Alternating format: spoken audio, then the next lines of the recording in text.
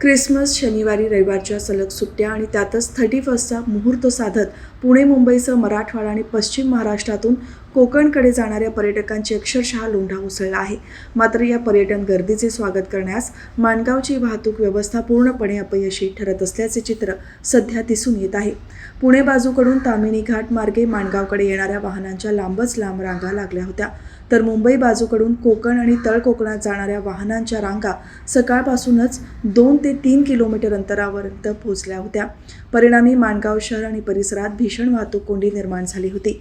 या वाहतूक कोंडीवर नियंत्रण मिळवताना माणगाव पोलीस स्टेशन आणि वाहतूक शाखेच्या पोलिसांची अक्षरशः दमछाक झाली.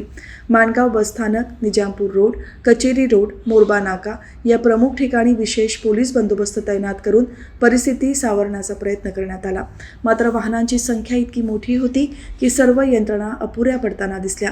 ख्रिसमसपासून 31 पर्यंत हीच स्थिती कायम राहणार असल्याचे स्पष्ट संकेत मिळत असून पुढील काही दिवस माणगावकरांसाठी मोठी परीक्षा ठरणार आहे.